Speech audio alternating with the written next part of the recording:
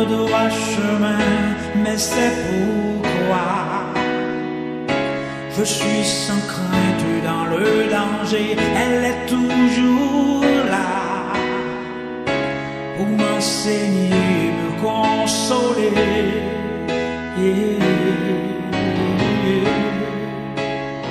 Ta parole est vivante, lumière du monde. Mes bien-aimés frères et sœurs,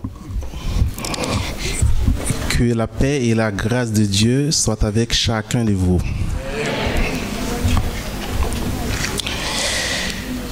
C'est une bénédiction, c'est un grand privilège que le Seigneur m'a accordé de pouvoir me donner l'opportunité de parler en son nom.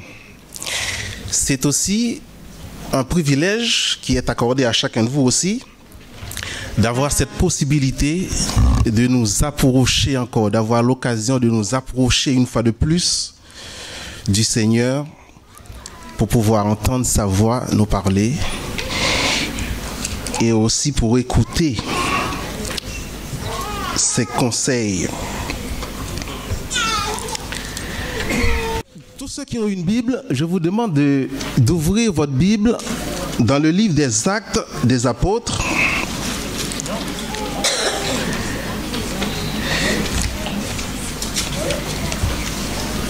Le livre des Actes, même quand tout le monde n'a pas la même version, mais ouvrez quand même dans le livre des Actes.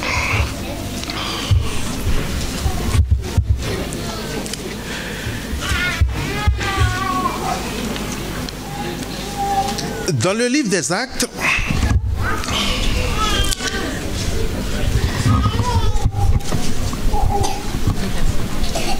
l'auteur nous fait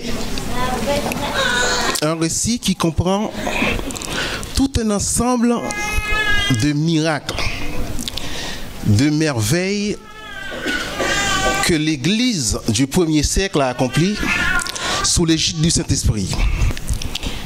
Nous allons considérer ce texte que le frère Ézéchiel vient de lire. Et si le texte est affiché, nous allons relire ce texte ensemble. Ézéchiel chapitre 3, les versets 17, 18 et 19. Nous allons lire ensemble. Fils de l'homme, je t'établis sentinelle sur la maison d'Israël. Tu écouteras la parole qui sortira de ma bouche et tu les avertiras de ma part. Quand je dirai aux méchants, tu mourras, si tu ne l'avertis pas, si tu ne parles pas pour détourner le méchant de sa mauvaise voie et pour lui sauver la vie, ce méchant mourra dans son iniquité et je te redemanderai son sang. Verset 19.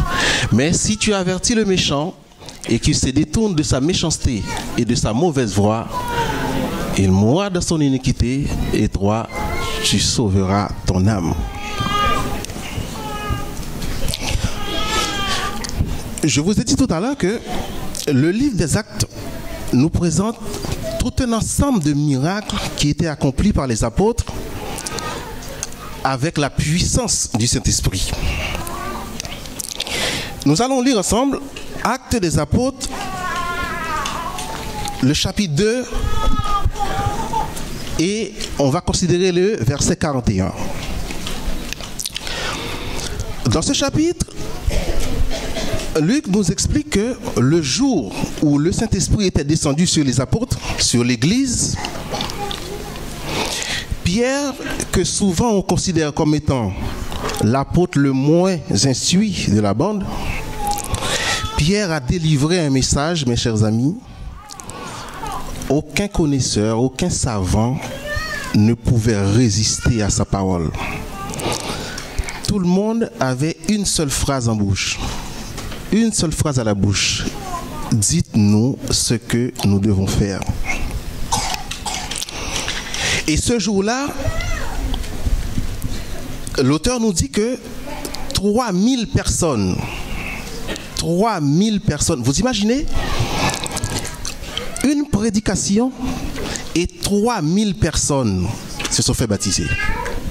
C'est extraordinaire parce que le Saint-Esprit était là. Dans le chapitre 3, toujours des Actes des Apôtres, le verset 6, on considère le verset 6, mais le chapitre nous explique que, le chapitre nous explique que Pierre et Jean montaient au temple.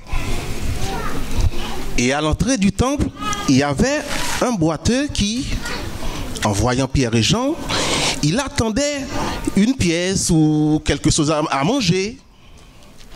Mais Pierre avait des choses beaucoup plus excellentes que ça. Et sur une parole, le texte nous dit que le boiteux se levait et marchait.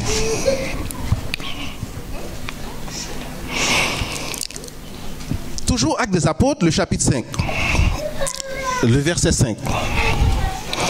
Ce chapitre nous raconte l'histoire d'Ananias et de Saphira, deux personnes de bonne volonté qui sont tellement sincères et tellement bons qu'ils ont accepté de vendre une propriété qu'ils possédaient pour donner l'argent à l'église pour aider les frères et sœurs qui sont dans le besoin. Mais cependant, pour une raison quelconque, ils ont enlevé une partie de l'argent. Et ils ont essayé de mentir à l'apôtre Pierre, comme quoi le terrain a été vendu uniquement pour cette somme. Et puisqu'ils ont essayé de mentir à un apôtre rempli du Saint-Esprit, eh bien, ils se sont enterrés le même jour. Parce que l'apôtre était rempli du Saint-Esprit. Essayer de mentir à l'apôtre, c'est comme si on essayait de mentir à Dieu. Toujours Actes chapitre 5, le verset 15.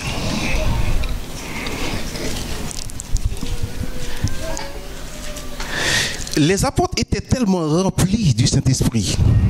Luc nous explique dans ce passage que Pierre devait passer par un chemin. Et les gens alignaient des malades tout le long de la route.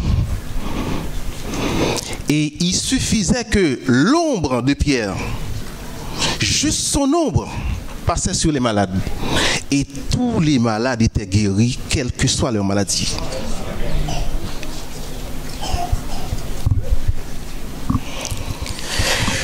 Actes chapitre 19, le verset 11 et 12.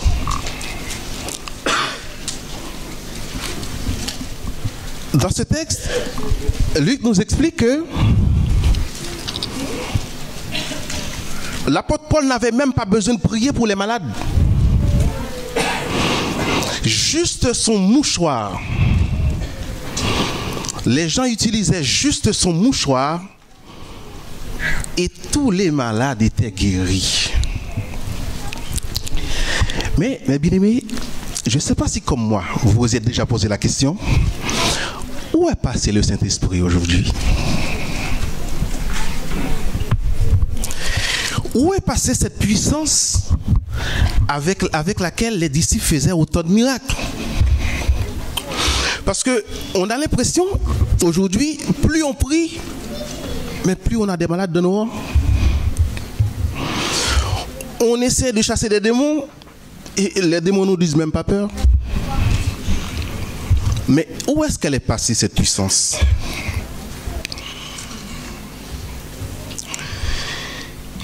Quand on lit dans le livre Tragédie des siècles, le 3e chapitre, le chapitre Apostasie, la sœur White nous explique que au début du 4e siècle, Satan a remarqué que la persécution ne servait à rien. Parce que plus il persécutait l'Église, plus l'Église fleurissait. Satan a changé de philosophie. Satan a adopté une nouvelle politique. Il a fait entrer dans l'Église une foule de païens à moitié convertis. Et ces gens, une fois qu'ils sont entrés dans l'église, ils sont là, mais c'est comme s'ils sont encore dehors. Ils adoraient Dieu, en même temps, ils pratiquaient les mêmes choses qu'ils faisaient quand ils adoraient Baal. Et puisque Dieu ne veut pas d'associés, le Seigneur est un Dieu jaloux, l'Esprit de Dieu se retirait au fur et à mesure. L'Église commençait à adorer des images. Pour faciliter l'accès des païens, l'Église a accepté d'abandonner cette doctrine, sa saine doctrine, pour faciliter l'entrée des païens. Jusqu'au moment où Dieu dit à l'Église, si vous ne changez pas, si vous ne retournez pas à votre premier amour, je vais vous vomir. Mais bien aimé, puisque ça a marché pour Satan, Satan veut utiliser ce même piège pour l'Église aujourd'hui. Satan a un plan, c'est que Satan veut faire en sorte que l'Église se ressemble tellement au monde qu'on n'arrive plus à faire la différence. De façon à ce que celui qui n'a pas converti, il trouverait aucune raison d'accepter Jésus ou de venir à l'église, parce que à l'intérieur ou à l'extérieur, c'est pareil. C'est pour ça que, mes bien-aimés, nous devons faire très attention, parce que Satan, il est fort et très très fort. L'apôtre Paul dit que tout ce qui s'est passé dans le temps, ça devrait nous servir de leçon. Parce que Salomon dit que sous le soleil, il n'y a rien de nouveau. Les mêmes pièges que Satan a tendus pour l'Église au début, il va continuer avec ces mêmes choses. C'est pour ça que nous devons être très vigilants. Mais la bonne nouvelle, mes chers amis, c'est que l'Église reste et demeure la propriété de Dieu. Jésus-Christ a donné sa vie pour l'Église et il ne va pas l'abandonner. Le Seigneur a une œuvre à accomplir au travers de l'Église en cette fin des temps. Très bientôt, le Seigneur va donner l'assaut final. Satan doit être capturé avec ses partisans et détruit pour toujours. Et dans cet assaut, le Seigneur veut que l'Église soit du côté des vainqueurs. Et pour cette raison, quand j'ai appris que c'est moi qui allais porter la parole aujourd'hui, l'Esprit de Dieu m'a donné un message pour l'Église. Le message, c'est que le Seigneur va redonner à l'Église cette même puissance qu'il avait donnée le jour de la Pentecôte. Parce que sans cette puissance, nous ne pourrons pas affronter l'ennemi. Nous aurons besoin de cette puissance pour remporter cette dernière bataille. Mais sauf que dans cet état, l'Église ne peut pas recevoir cette puissance, mes bien-aimés. Le Seigneur veut à ce que l'Église soit sanctifiée.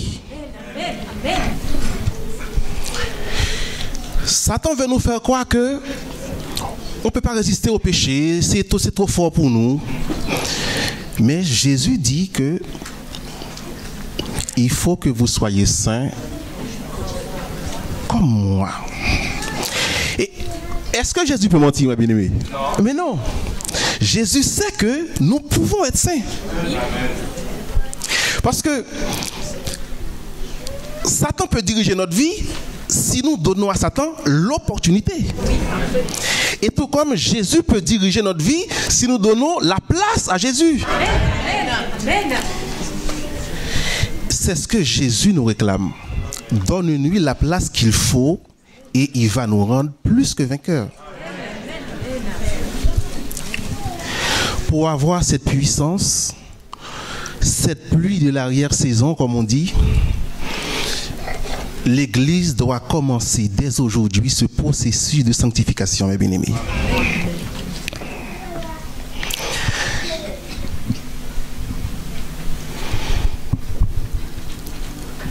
Dans Ézéchiel chapitre 3, le Seigneur prévient, nous, pasteurs, anciens, moniteurs de l'école du sabbat, laïcs engagés. Le Seigneur vous dit qu'il vous a placé dans Maranatha comme des sentinelles. Vous savez ce que c'est le rôle d'une sentinelle? Il doit avoir les yeux fixés constamment sur les dangers. Et une fois qu'il voit le danger s'approcher, il doit sonner de la trompette, avertir le peuple que le danger approche. Parce que si le danger approche et que la sentinelle n'avertit pas le peuple et que le peuple meurt, ah ben la sentinelle aura des comptes à rendre. Et pasteur ancien, moniteur école du sabbat, vous êtes des sentinelles. J'ai l'impression souvent que l'Église c'est comme un parti politique. On fonctionne comme des populistes. Il faut dire ce qui plaît au peuple. Il ne faut pas déranger. Il faut dire des choses qui arrangent tout le monde. Mais bien aimé, c'est pas ce que Dieu veut. Jésus dit, dans ce monde, vous serez haïs, même par les gens de votre maison. Parce que dans cette fin des temps, Satan travaille dans des cœurs, mes bien-aimés, de manière à ce que, quand la parole prêche, ben, vous savez ce que disent les gens, les frères et sœurs? Ah ben, ce frère-là, il connaît ma vie. Et mon façon de dire encore lui, la voie est de l'eau ou bien la voie est point. C'est parce que le Seigneur veut vous sauver. L'une des meilleures façons que Dieu utilise pour parler à son peuple, c'est à travers le prédicateur. Mais bien aimé, quand Dieu vous envoie ses conseils, ses avertissements, il faut juste dire Amen. Et Seigneur, aide-moi à changer ma vie. Là, mais nous ne pas besoin de gronder sous prédicateur comme quoi c'est vendre livre, vendre affaire nous. Non. Le prédicateur, c'est une sentinelle. Il est là pour vous avertir. C'est son devoir.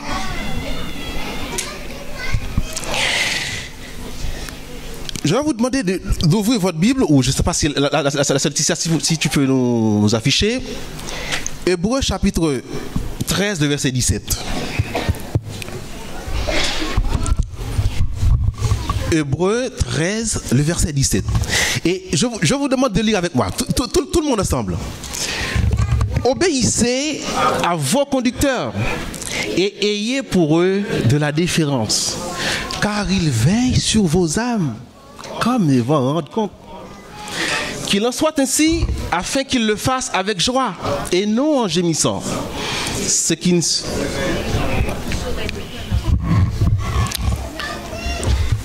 Mais bien aimé, ça c'est une obligation si nous voulons aller au ciel. C'est pas une obéissance aveugle. C'est vrai que la Bible nous demande d'agir comme les Béréens. Quand on entend la parole, il faut l'analyser. Il faut discerner le bon et le mauvais. Mais quand il s'agit de la parole de Dieu, mais il faut arrêter de polémiquer, mes amis. Arrêtez de philosopher. La Bible dit, nous devons obéir aux conducteurs. Parce qu'ils sont les gardiens de vos âmes. Si la sentinelle vous dit d'abandonner l'adultère, c'est pas pour vous embêter. C'est parce que ça ne plaît plus ou ne plaît pas à Dieu.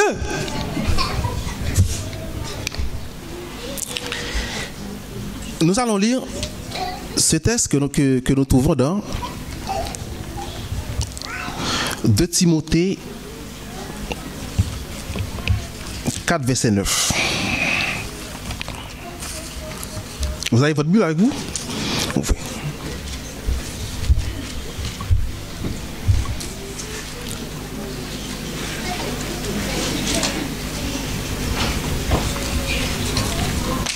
C'est Laetitia, je peux afficher pour nous. C'est 1 Timothée 2, verset 9, c'est ça? 1 Timothée 4, verset 9. Allez. Nous lisons ensemble. C'est une parole certaine et entièrement digne d'être reçue. Maintenant, affichez pour nous 1 Corinthiens 6, verset 10. Et j'aimerais à ce que toute l'Église lise ensemble ce verset. 1 Corinthiens 6, verset 10. Verset 9 d'abord, excusez-moi. Verset 9 et 10. Ne savez-vous pas que les injustes n'hériteront point le royaume de Dieu? Ne vous y trompez pas.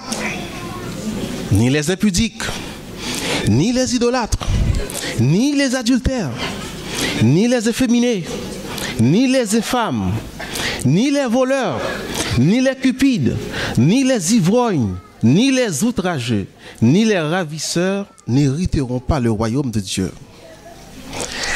Mais bien-aimés, il n'y a pas de gros et de petits péchés. Dieu déteste le péché. Il ne supporte pas le péché. Tandis que Satan travaille en ce moment pour nous aveugler complètement. Je ne sais pas, est-ce que pour ceux qui sont branchés, vous avez vu ce qui s'est passé le 21 juin à l'Élysée? C'est des choses qu'on ne pourrait jamais imaginer. Hein?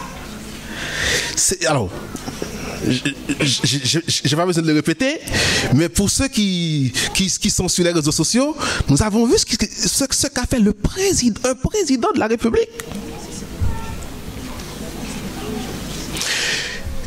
Les mêmes choses pour lesquelles, les mêmes péchés pour lesquels Dieu avait détruit Sodome et Gomorrhe, mais ce sont ces mêmes péchés qui sévissent aujourd'hui. C'est la preuve que Jésus revient très bientôt, mes bien-aimés. Très souvent, nous avons du mal à prêcher aux autres. Mais vous savez pourquoi? C'est parce que nous, d'abord, nous ne vivons pas cet évangile que nous voulons prêcher. Ok?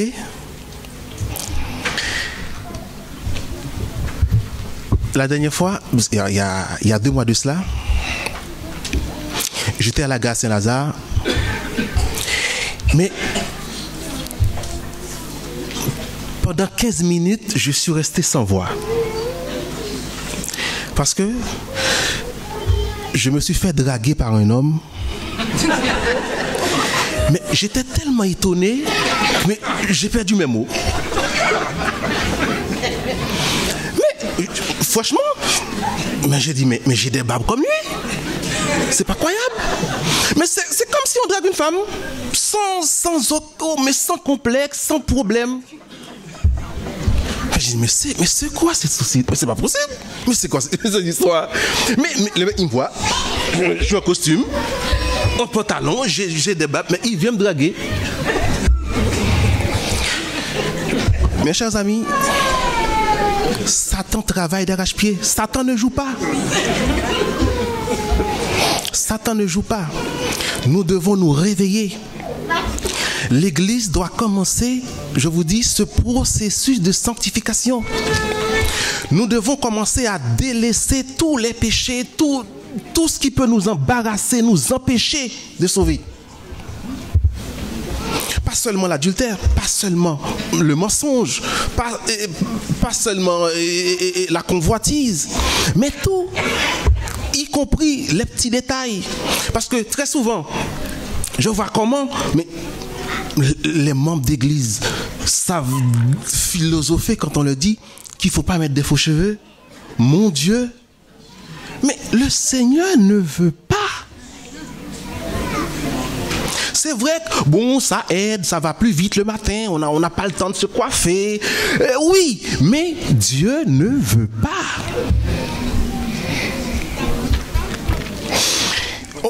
On va considérer un texte que vous connaissez très bien, 2 Samuel, chapitre 6. 2 Samuel, chapitre 6. L'histoire d'Uza. C'est une histoire que tout le monde connaît, de Samuel 6. Le roi David a décidé de transférer l'arche de Dieu qui était dans la maison d'Abinadab pour l'emmener à sa vraie place dans la cité de David. Cette décision a plu à tout Israël. Le pourquoi? L'arche représentait la présence, ou bien symbolisait la présence de Dieu. Quand l'arche est dans le temple, ça signifie que Dieu est au milieu du peuple. Et le peuple était en joie. Tout le monde chantait, dansait. Mais c'était pas comme aujourd'hui. Il n'y avait pas de limousine. Les routes n'étaient pas aussi bien asphaltées. Et pendant le parcours, il arrivait que les chevaux ont fait un petit faux pas, et puis la charrette se penchait. Et l'arche de l'Éternel était sur le point de tomber. Si on regarde ça avec notre œil humain, mais il n'y a rien de méchant. L'arche était sur le point de tomber. Comme Uza était juste à côté, eh bien, il a étendu sa main pour empêcher que l'arche soit tombée et cassée. On pourrait même dire que c'est par amour pour les choses de Dieu, n'est-ce pas? Même si on n'est pas diacre. Le pot qui contient le vin, il est sur le point de tomber. Mais on a envie de le ramasser. Mais bien-aimés, le Seigneur avait précisé que hormis les enfants de Lévi, personne ne doit toucher. Mais ce qui signifie, quand il s'agit des principes de Dieu, quand il s'agit de il est écrit, quand il s'agit des commandements de Dieu, on ne discute pas. C'est oui et amen. La Bible dit qu'une femme ne doit pas porter un habit d'homme. Mais les membres d'église vous disent, mais mon frère, c'est quoi un habit d'homme? Il y a des pantalons pour femmes. Au temps de Jésus, tout le monde portait des robes. Mais bien aimé, on est au 21e siècle. En France, on ne sait pas c'est quoi un habit d'homme. Mais non.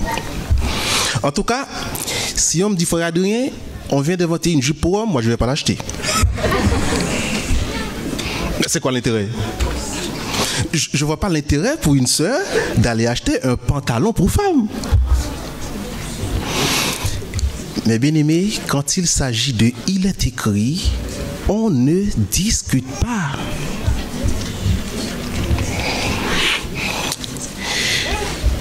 Le Seigneur veut nous sauver, mais nous devons lui laisser la place qu'il faut dans nos cœurs.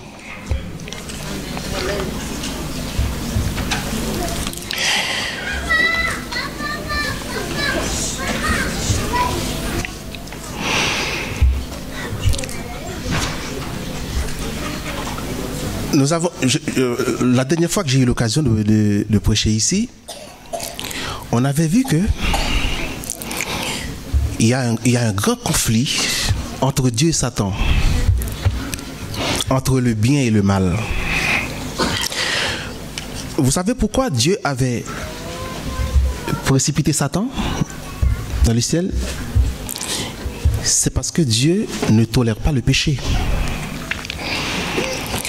très bientôt, nous allons finir avec ces histoires de maladie, de misère, de faim, de guerre.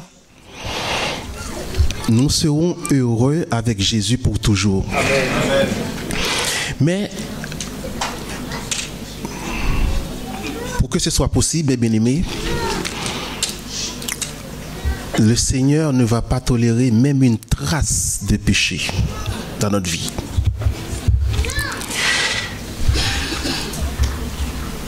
Je vais vous dire une chose que très souvent on ignore. Dieu a placé à côté de chaque personne un ange enregistreur. Et cet ange, il note toute la journée tout ce que vous faites, vos bonnes actions, vos mauvaises actions. Et toutes ces actions sont enregistrées dans un livre qu'on appelle le livre de souvenirs.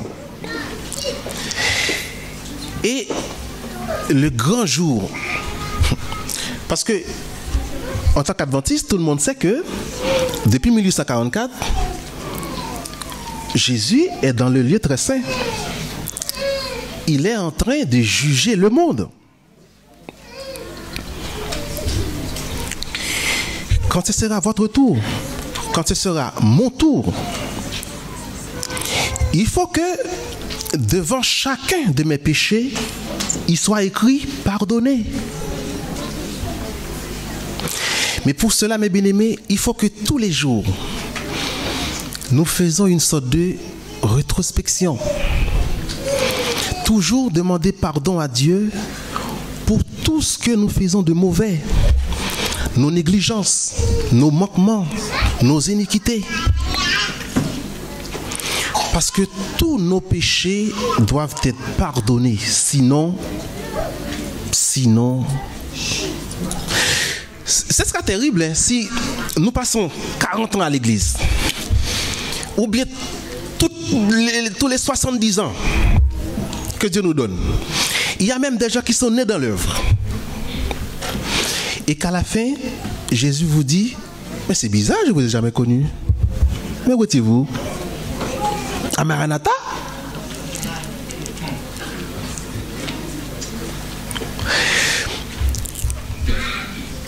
La Bible dit que au jour du jugement, il y aura beaucoup de pleurs.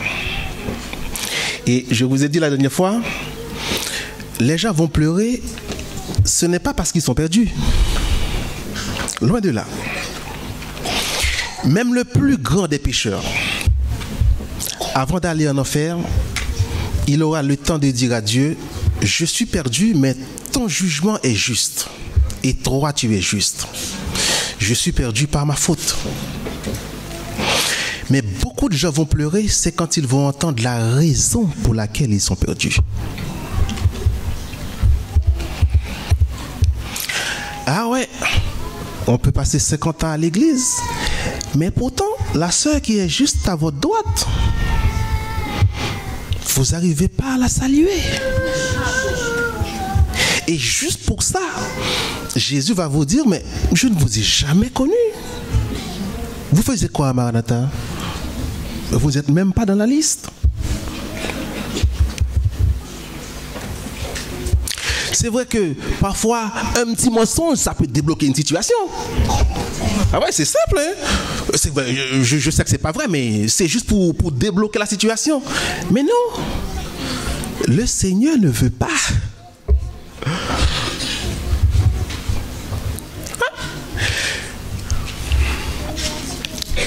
Sentinelle, il y a un grand danger qui approche. C'est le danger de la mode. Nous devons avertir le peuple de ce danger. Parce que la mode, c'est l'une des armes les plus puissantes de Satan. Et surtout, Satan a beaucoup d'appétit pour les jeunes. Parce que les jeunes sont plus ou moins sensibles à la mode. c'est vrai que, je ne sais pas si vous voyez des fois, des jeunes qui ils coupent leurs cheveux, mais ils font une éclair à côté, hein? Une étoile. C'est beau. C'est branché, hein? C'est nickel ça. Mais sauf que, est-ce que ça plaît à Dieu?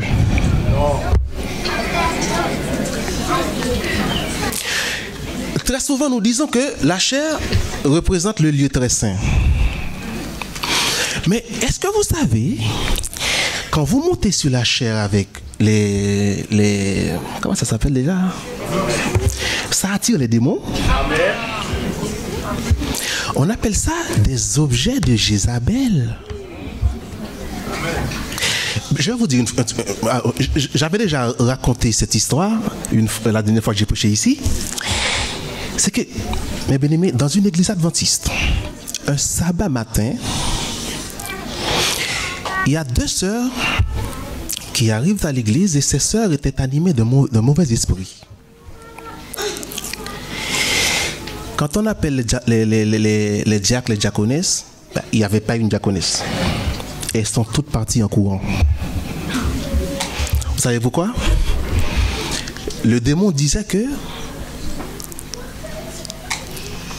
il a des choses qui lui appartiennent sur ces sœurs-là. Et c'était quoi ces choses? Les faux cheveux, la peinture qu'elle mettait sur la bouche et les ongles peinturés là. Et étant donné que les diaconesses aussi en avaient, elles se sont barrées. Et le pauvre pasteur, vous savez ce qu'il fait?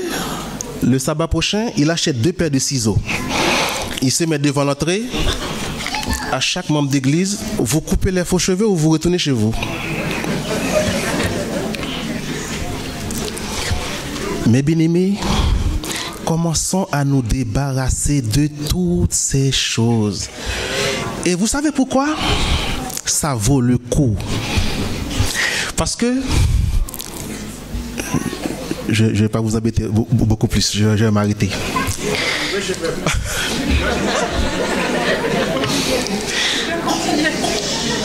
Mais bien aimés, quelle que soit l'expérience qu'on pourrait avoir dans cette vie, quelle que soit la richesse qu'on pourrait accumuler, quel que soit le pouvoir qu'on aurait possédé, quelle que soit l'autorité ou l'honneur qu'on pourrait avoir dans cette vie, rien de tout ça, absolument rien de tout ça ne peut être comparé à la gloire qui nous attend. Amen. Quand nous serons avec Jésus. Amen. Vous voyez toutes ces merveilles qu'il y a dans le monde? Jusqu'à présent, le monde n'arrive pas à percer le mystère des pyramides d'Égypte. C'est tellement extraordinaire. De jour en jour, on trouve des choses qu'on n'avait pas vues avant. Et pour ceux qui habitent à Paris, même quand on vit à Paris, il n'y a pas une fois qu'on passe devant la Tour Eiffel qu'on n'a pas envie de faire un petit coup d'œil. Mais il y a des choses belles et merveilleuses dans ce monde.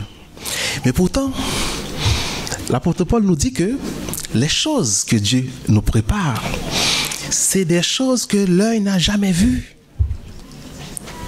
C'est des choses que les hommes n'ont même pas encore imaginées. À force que c'est extra.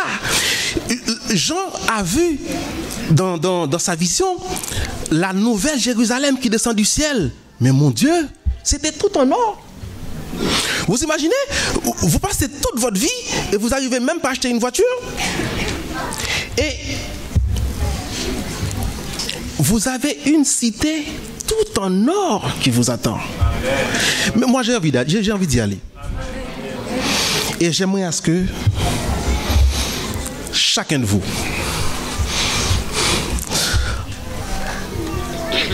le jour de l'éternité, je pourrais dire, Frère Joe, ça y est, on est sauvés. Frère Abner, c'était compliqué, mais on y est. Ça a marché. Mais bien aimé, imaginez vivre dans un monde où il n'y a plus de maladie, il n'y a plus de deuil, il n'y a plus de faim. On n'aura plus ce stress-là. On n'aura pas à suivre le train. Non. Une éternité bien heureuse. Mais pour cela, mes bien-aimés, commençons déjà par vivre cet évangile avant même de la prêcher aux autres. Montrons aux autres que nous avons déjà Jésus, nous. Par notre façon d'habiller, notre façon de parler, notre façon de vivre. Parce que, je vais finir, hein. Et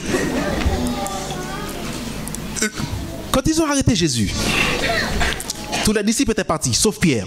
Pierre, il est resté derrière et il surveillait. La première personne qui a vu Pierre, il dit, ah, cet homme-là, il était avec lui. Vous savez pourquoi? Parce que Pierre ressemblait tellement à Jésus. Juste un coup d'œil et on voit déjà qu'il était avec lui. Quand Pierre essayait de dire non, vous vous êtes trompé, là encore, Pierre parlait comme Jésus.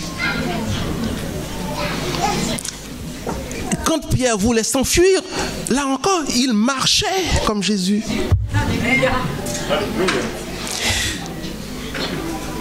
Mais bien aimés, si nous parlons comme Jésus, si nous agissons comme lui, si nous nous habillons comme lui, mais juste nos comportements suffisent pour prêcher l'évangile.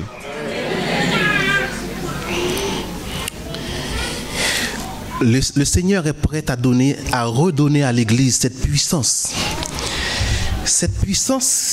avec laquelle nous pourrons remporter la victoire. Cette puissance avec laquelle nous pourrons vaincre l'ennemi le plus redoutable. Mais la seule chose, nous devons faire place à Jésus dans notre vie. Nous devons commencer ce processus de sanctification. La sœur White nous dit que quand le prédicateur est sur la chair, nous devons comprendre que c'est Dieu qui nous parle à travers le prédicateur. Tout ce qu'il dit, tous ses conseils, tous ses avertissements, c'est pour nous aider à nous changer, pour nous aider à nous sanctifier. Parce que la Bible dit, sans la sanctification, personne ne verra le Seigneur.